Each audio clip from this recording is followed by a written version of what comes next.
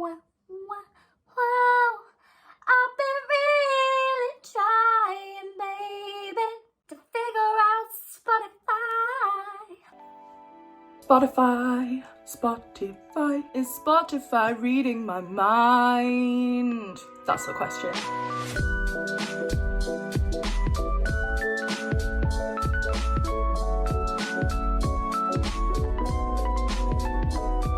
Hey guys, it's Merryn, and if you didn't already know, I'm a musician. So something's been on my mind lately, and that is the Spotify algorithm. Because I've been listening to some bops recently, and Spotify has been suggesting me some bangers. Like, is Spotify reading my mind? So if you don't know what Spotify is, it's a music streaming service, and it's my favourite one. Mostly because of the way it allows me to discover new music. But if you're a person like me, you go on these little deep dives, mind-boggling, problematic, how does life work, soul-searching, life confusion, and I always question, how is Spotify understanding what I like? Like, how can an app totally understand my music taste and then add more? So I've decided we're gonna Dora the Explorer Spotify and figure out how Spotify knows what it knows. We're gonna test out our theories. So, welcome to the car vlog. I decided that the best way to test the Spotify algorithm would be to go on a drive, because tell me if I'm wrong, but the car is the best way to listen to music, or at least in my opinion it is. So I'm gonna put on Spotify radio and see if anything makes it to my playlist, and I will update you when I'm back.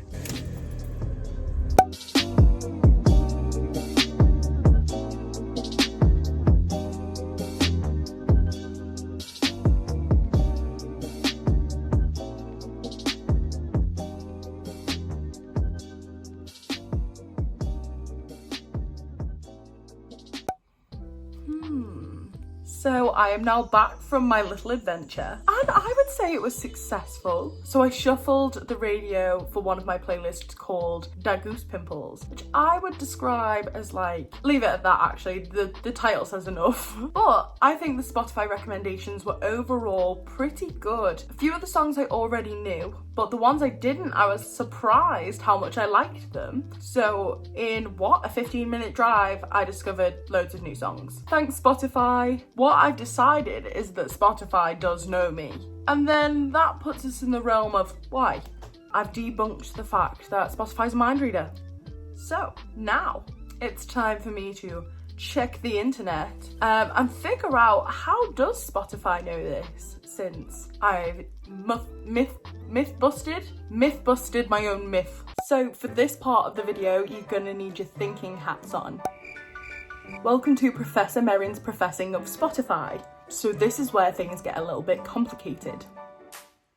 So let's get technical. Spotify's algorithm is based on an AI system, which is otherwise known as a BART. Not Simpson, B-A-R-T, but it stands for Bandits for Recommendations as Treatments. Anyone else confused?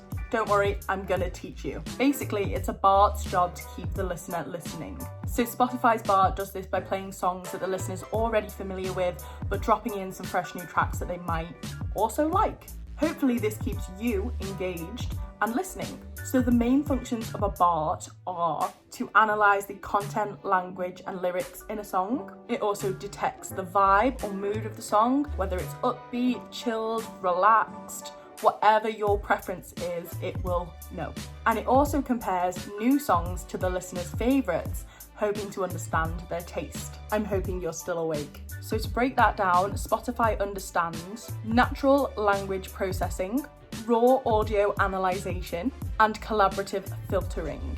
So Merryn, what are the main ways Spotify decides what's for me? So Spotify, like any other social media, understands your habits. Often this comes from statistics. Spotify is always watching and learning. So some of the stats Spotify use are your listening history, like the mood, the genre, and the style of the music that you listen to. Your skip rate, I can't tell you how many times I've got about 10 seconds into a song and gone, nope, not for me. You're listening time, so how long did you listen to that song? Did you wait 10 seconds? Did you last the whole song? Or did you just listen to the part that you wanted to? And your interactions with playlists. All of this matters when it comes to Spotify learning about you. So Spotify has this 30-second rule. So if the listener, you, goes past 30 seconds of a song, that's positive data to Spotify. Plus, that's the point where your stream gets monetized. So as an artist, it's important for you to kind of play to that rule. If you're trying to get the algorithm to work in your favor, you definitely have to think carefully about your first 30 seconds. It's like any art. You want to grab the attention of whoever your audience is quickly. You don't want to wait, you don't want the anticipation, you want them then, there, and noticing you. So, a scenario. You, an artist, are putting out your track. You want as many people to listen to it in the first 24 hours. Why? Spikes in listeners are key. This shows Spotify that your music has engagement and that they should push it further. That also goes for listening time. Hopefully your audience is listening through the whole song and enjoying your music. So you can see why timing is key. As an artist, hopefully you know that you should be marketing and promoting your music way before your release. It's about strategy, knowing when's going to be best for you, avoiding dates where a big artist is maybe having a release. You want to optimize your potential so you can get the people you need listening to your music to push it further. And just a fun fact, releasing music on a Friday statistically tends to be better. Who knew? Is that because of the new Music Friday playlists? I don't know. I think I might take off my hat. I'm feeling less like a professor now. Getting your music in a playlist is only going to push your music further. It's increasing your reach. If one person adds your music to their playlist, it's a knock-on effect. It'll keep going, it'll keep coming back up, and that will assure Spotify that your music is worth the push. This is about playlist hacks. Getting your music onto the release radar or the Discover Weekly is so beneficial. Like any other social media, it's important to have activity on there. Act as if Spotify is the new Instagram and be active. Oh, I might have to put the hat back on for this. So your best bet at ending up on a playlist like Discover Weekly or Release Radar is to enforce your fan base. If we were looking at a map, Spotify would be a continent because every other social media plugs into that. I feel like this is something we all already know, but your profile matters. So Spotify's all about you. It wants to know what you like. It wants to do its best for you. So to get your Spotify working for you as a listener and as an artist, it's key. It's all based on algorithm. Spotify is smart. It's probably smarter than all of us combined. There's so much to include on your Spotify profile. Add the pictures. Make your bio interesting. Even switch it up if you have to, just so people can come back and see something different.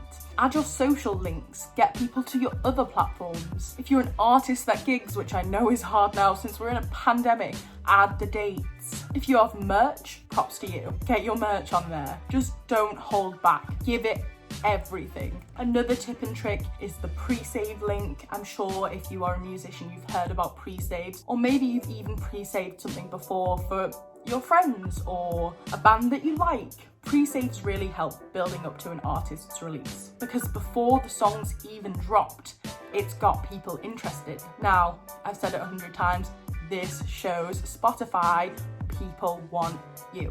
Spotify notices the streaming spikes, the fan engagement, playlist ads. So if you want to boost your music, I really would suggest implementing a Spotify strategy just to keep that momentum going. It's like those Jack-in-the-Box things. You wind them up, and then they go pop. That's what you want for your music. This all sounds super complicated, but it's so worth doing and it's well worth researching. I'll shout out a really helpful article. I found a really helpful article on Ditto Music called, let me check, How Does Spotify's Algorithm Work? Streaming Hacks for Musicians. So I know for my next release, fingers crossed it's coming soon, that I will be taking on these tips and tricks and making Spotify work for me, which we all should do. musicians unite. Hopefully that was helpful. It's all very complicated and tricky to navigate, but as musicians I feel we should help each other. So if you want to suggest anything, hit up the comments below, send some suggestions, and I will see you all in the next video, groovy people.